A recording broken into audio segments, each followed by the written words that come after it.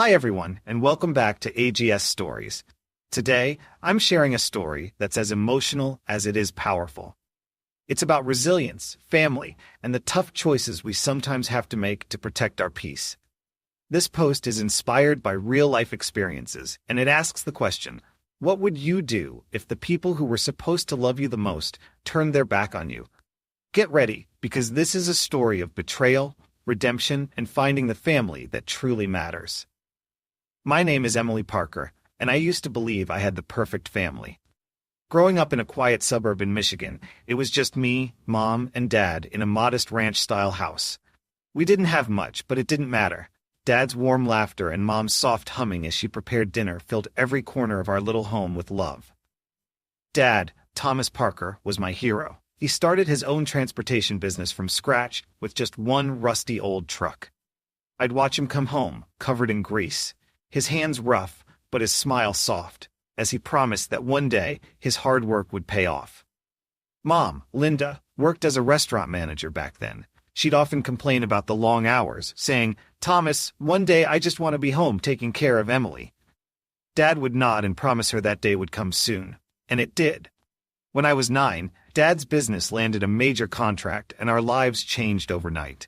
We moved into a beautiful 2-story home in a great neighborhood. I got my own room, pale blue walls, twinkling fairy lights, and a custom bookshelf that Dad built himself over a weekend, muttering curses under his breath but beaming with pride when it was done. But the happiness was short-lived. Just as we were settling into this dream life, tragedy struck. I remember the day so clearly. Dad left before dawn for an overnight delivery. I begged to go with him, but he laughed and ruffled my hair, saying, "Not this time, Em. I'll be back before you know it." But he never came back. A phone call in the dead of night shattered everything. A massive accident, the police said. He didn't suffer, they added, as if that would ease the pain. But nothing could. My father, the heart of our family, was gone forever. After Dad passed, our lives unraveled faster than I could have ever imagined. His absence left a gaping hole in our family that nothing could fill. At just 10 years old, I didn't fully understand the weight of losing him, but I knew one thing for certain. Everything had changed. Mom, who had once been full of warmth and laughter, became distant, cold even. It was as if losing Dad had stripped her of all the tenderness she once had. At first, I thought it was grief, and maybe it was, but it didn't feel right. While I clung to the memories of Dad, his hugs, his jokes, the way he'd light up a room, Mom seemed determined to erase him. She sold his company 6 months after the funeral, claiming she couldn't manage it. It made sense at the time, but the truth? She sold it for a fraction of its worth and used the money to fund shopping sprees and lavish dinners. The employees Dad had worked alongside for years were left stranded, unpaid. It broke my heart, but Mom didn't seem to care. By the time I turned 12, our home no longer felt like the sanctuary it once was. Mom began dating a man named Richard. He was polished, always dressed in suits that looked expensive, but somehow seemed cheap on him. The first time I met him, I felt uneasy.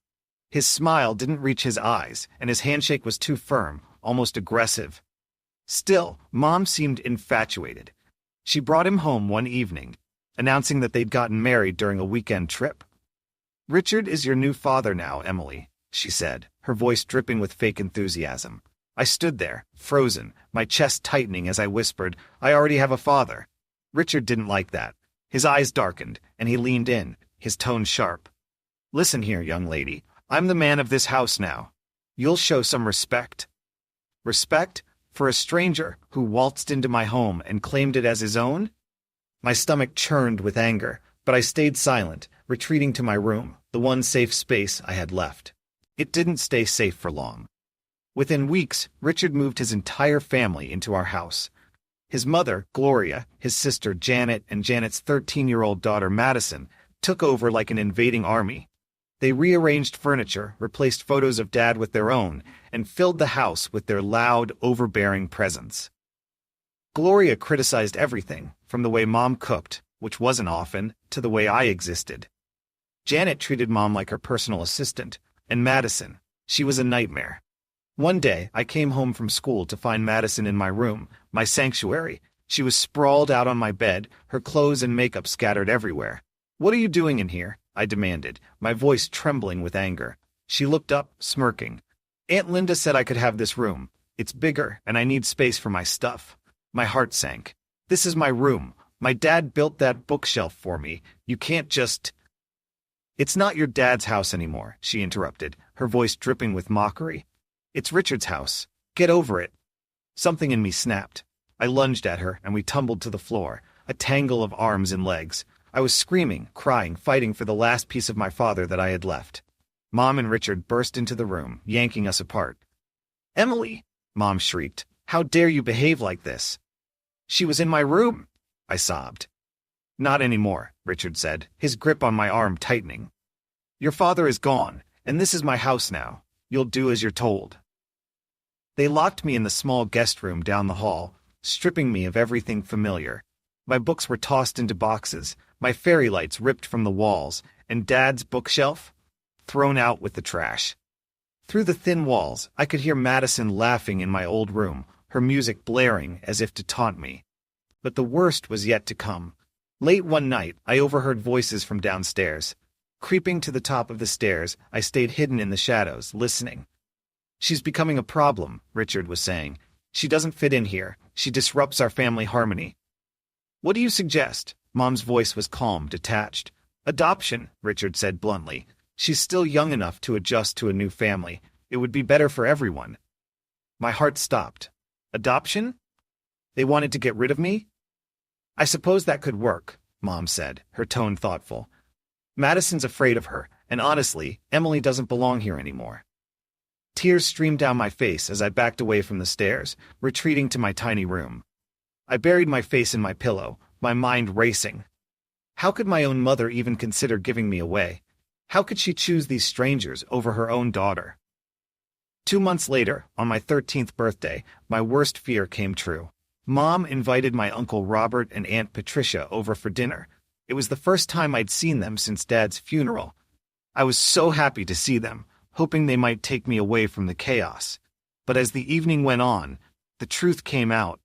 "Robert, Patricia," Mom began, her voice casual as if discussing the weather. "Emily isn't happy here, and frankly, we're not happy either. She doesn't fit in with our family dynamic. I've decided to put her up for adoption. Since you don't have children of your own, I thought you might be interested." The room fell silent. I felt like the ground had been ripped out from under me. My own mother was giving me away, on my birthday. Uncle Robert stood abruptly, his chair scraping against the floor. "We'll take her," he said, his voice shaking with fury. "You are the most despicable excuse for a mother I've ever seen." Richard tried to protest, but Robert's glare silenced him. Aunt Patricia wrapped her arms around me, whispering, "It's going to be okay. We've got you now." That night, I packed my things, what little I had left, and left the house without looking back. As we drove away, I could hear Madison asking if she could have my new room too. Now, as I sit here recounting these memories, I can't help but wonder, how do you move forward when the people who are supposed to love you the most betray you? If you were me, would you have been able to forgive her? Could you? Or would you, like me, struggle to find peace in the wake of so much pain? I want to hear from you, your advice, your thoughts, your stories. Because maybe, just maybe, I'm not as alone in this as I feel. The response to my story has been overwhelming. Reading through the comments, I've been struck by how many people have strong feelings about what happened to me. It's clear that family, loyalty, and forgiveness mean different things to everyone. Here are a few of the standout comments that have really made me think. "Helen," wrote Rachel S., "I can't imagine the pain you went through, but I want you to know that you are incredibly strong for surviving it all. You didn't just survive, you thrived. Look at where you are now. You have a family who loves you unconditionally and supports you in ways your biological mother never could. My advice? Focus on them. The people who choose to love you are your real family. Don't let Sarah or Richard take up any more space in your mind or your heart. You've built a beautiful life. Don't let their toxicity tarnish it." Reading this, I felt a wave of relief. Rachel's words reminded me that it's okay to move on, to let go of the hurt and focus on the people who truly matter. Sometimes we have to close the door on the past to protect our future. On the other hand, John W. had a different perspective. "I know this might be hard to hear," he began, "but holding on to resentment can be just as damaging as the betrayal itself. Maybe your mother made terrible choices, but what if she was overwhelmed, lost, or didn't know how to handle her grief? I'm not saying you have to let her back into your life, but forgiving her, at least for your own peace, might help you heal.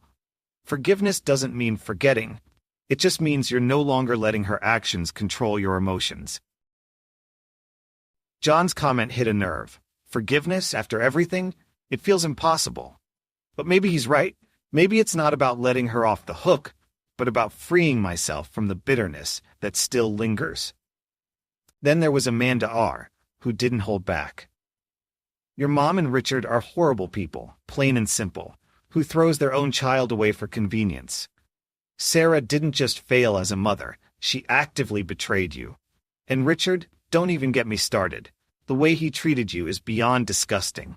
I'm glad your uncle and aunt stepped in when they did, but honestly, Sarah doesn't deserve another second of your time or energy. If she's reaching out now, it's only because she wants something from you. People like that don't change. Protect your peace and keep her out of your life." Her anger mirrored my own, and it felt validating to see someone call out their behavior so bluntly. Sometimes I wonder if my decision to block Sarah was too harsh, but Amanda's comment reminded me why I made that choice in the first place. Finally, Maria L. shared her own story. "Helen, I went through something similar. My dad abandoned me when I was a kid, and I spent years trying to understand why. It wasn't until I became a mom myself that I realized something. Sometimes, people are just incapable of being the parents we need. It's not our fault, and it's not something we can change. What matters is finding people who love us for who we are. You've found that in your uncle and aunt. Cherish them, and let the past go. It's not worth carrying anymore." Maria's story resonated deeply. Knowing that others had faced similar struggles and found a way to heal gave me hope. Her words reminded me that I'm not alone, and that the pain of the past doesn't have to define my future. As I read through these comments, I felt a mix of emotions: gratitude, anger, confusion, and even hope. It's clear there's no right way to handle a situation like mine, but the support and advice from so many strangers have given me a lot to think about. What do you think? Should I forgive my mother?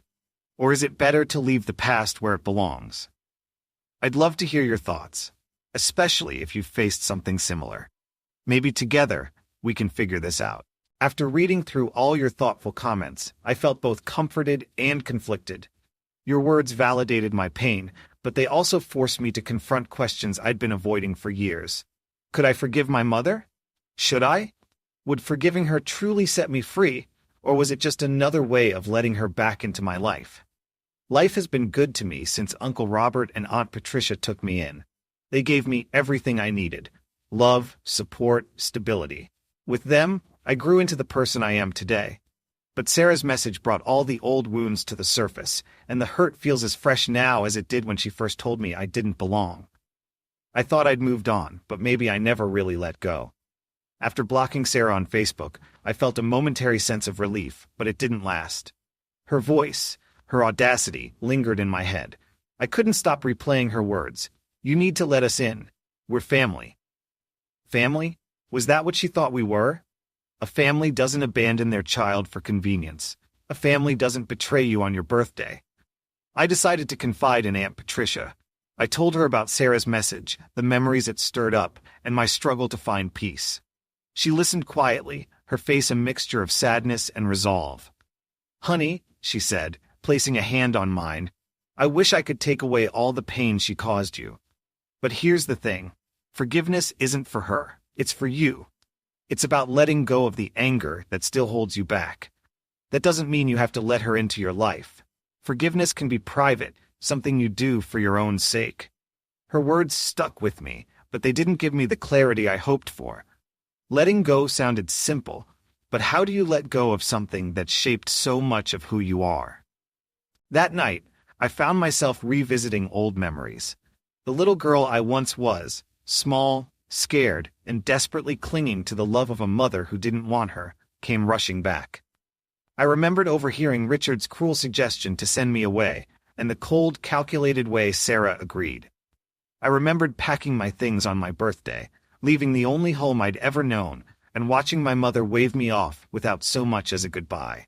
But I also remembered Uncle Robert's fierce protectiveness and Aunt Patricia's gentle reassurance. I remembered the warmth of my new home, the way they celebrated my achievements, and the countless times they reminded me that I was loved. Those memories, both the painful and the beautiful, are part of my story. They shaped me. They made me resilient, determined, and empathetic. And maybe that's why Sarah's message hit me so hard, because even after everything, part of me still longs for answers. A few days after our conversation, Aunt Patricia handed me a small envelope. Inside was a folded piece of paper with Sarah's phone number scribbled on it. "I ran into her at the grocery store again," she said. "She asked about you. I told her I wouldn't pass along a message unless you wanted me to." For a moment, I stared at the number, my heart racing. Could I really call her? What would I even say? I thought about throwing the paper away, but something stopped me.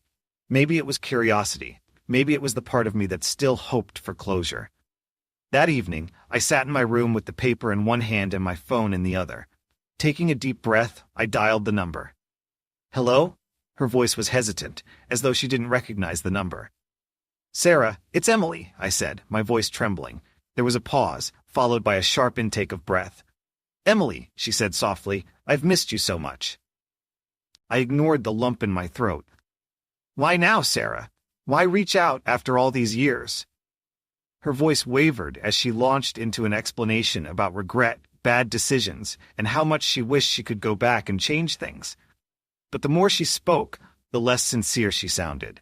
She mentioned her financial struggles, Madison's poor life choices, and how hard things had been for their family. "And what does that have to do with me?" I interrupted, my tone sharp. "You didn't just make bad decisions, Sarah. You abandoned me. You chose them over me. And now, what? You think I owe you something?"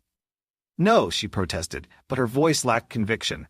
I just want a chance to make things right." Her words hung in the air, but they felt hollow. This wasn't about making things right. It was about what I could give her now that my life was stable and successful. By the end of the call, I knew what I needed to do. I told Sarah that I forgave her, not for her sake, but for mine. I told her I didn't hate her anymore, but I also didn't want her in my life. "You gave me away," I said, my voice steady, "and I found a family that loves me. That chapter is closed, Sarah. I hope you find peace, but I won't be a part of your story anymore." After hanging up, I felt lighter. It wasn't the resolution I'd hoped for, but it was the one I needed. I'd confronted her, said my piece, and finally let go of the anger that had weighed me down for so long. Now I want to ask you all, have you ever had to let go of someone who hurt you deeply? How did you find closure? Was forgiveness part of the process, or did you take a different path? Your stories and advice mean so much to me, and I hope we can continue supporting one another as we navigate life's toughest challenges. The day of my wedding was as perfect as I'd always dreamed it would be. The sun shone brightly over the garden where Michael and I were set to exchange vows, and the air buzzed with the kind of excitement that comes with beginnings. My heart swelled as I looked around at the people who had been there for me every step of the way. Uncle Robert, Aunt Patricia, my closest friends, and Michael's family. These were my people, the ones who had chosen to love me. But as the ceremony approached, a quiet tension began to creep in. I'd done my best to put Sarah's phone call behind me, but a nagging voice in the back of my mind wondered if she'd try to show up. Just as I was finishing my makeup, a knock came at the bridal suite door. One of the security guards stepped in, his face uneasy. "Miss Parker," he began, "there's a situation at the gate. A man, a woman, and a teenage boy are insisting they know you. They say they're family." I felt the blood drain from my face. It had to be Sarah, Richard, and their son. My hands trembled as I set down my lipstick. Aunt Patricia reached for me, her voice steady. "You don't have to do this, Emily. Let us handle it." But I shook my head. "No, I need to. I have to put this to rest once and for all." I made my way to the gate, my wedding dress trailing behind me. There they were, just as I'd expected. Sarah clutched the bars of the gate, her face a twisted mix of desperation and anger. Richard stood behind her, his expression unreadable, and their son, A boy who looked just like Madison shifted uncomfortably, avoiding my gaze. "Emily," Sarah called, her voice sharp and insistent. "How dare you not invite your own mother to your wedding? Let us in immediately." I took a deep breath, squaring my shoulders. "You are not my mother," I said, my voice calm but firm. "You gave up that right the day you chose to give me away." Her face contorted with rage. "We're family. You can't just erase us like this. Look at you, this fancy wedding, your big job, your perfect life. Meanwhile, we're struggling to make ends meet." And there it was, the real reason they were here. Not love, not regret, money. I laughed, a bitter, hollow sound.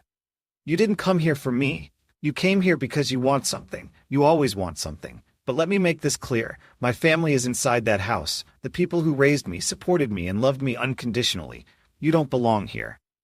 Richard stepped forward, his voice cold. "You'll regret this, Emily. We're your blood. You owe us." I met his gaze, unflinching. "I owe you nothing. Now, leave, or I'll have security escort you out." Sarah screamed as the guards moved forward, pulling her away from the gate. "You'll regret this, Emily," she shouted, but her words barely registered. I turned my back on her, the weight of years of pain finally lifting as I walked away. When I returned to the bridal suite, Aunt Patricia was waiting for me, her eyes filled with worry. "Are you okay, sweetheart?" she asked, her voice soft. I took a deep breath, feeling lighter than I had in years. "I'm better than okay," I said, smiling. "That chapter of my life is finally closed." The ceremony went off without a hitch. As Uncle Robert walked me down the aisle, I couldn't stop the tears from welling up in my eyes.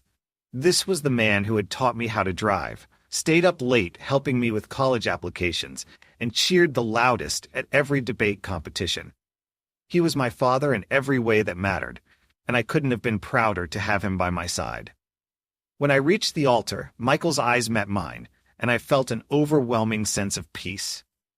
This was where I was meant to be, surrounded by love, supported by the family I'd built, and ready to start a new life with the man I loved. The reception was a whirlwind of laughter, dancing, and heartfelt speeches.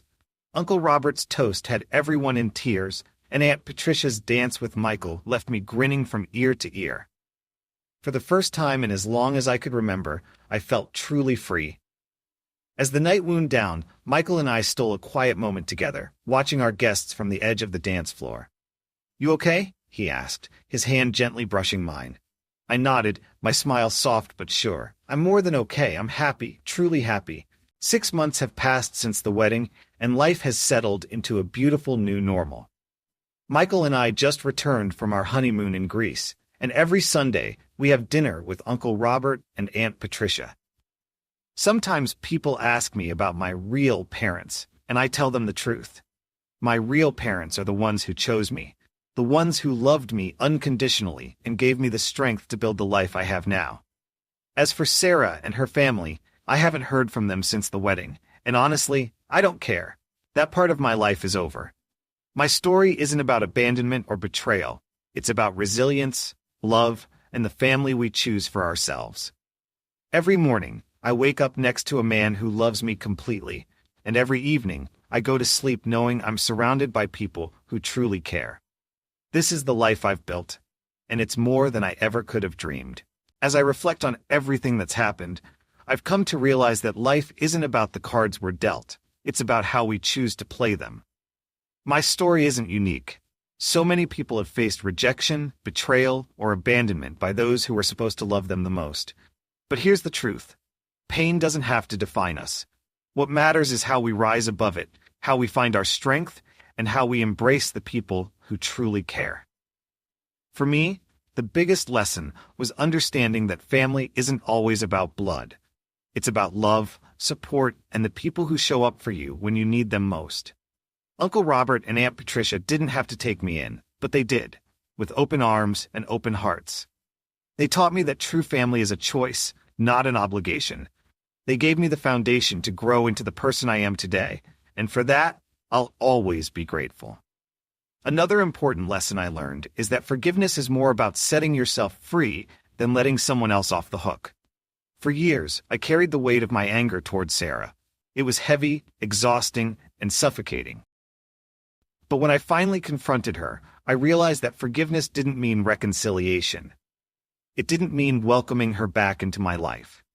It simply meant letting go of the bitterness that had been holding me back. By forgiving her, I reclaimed my power and found peace. If there's one thing I want you to take away from my story, it's this. You are not defined by the people who hurt you.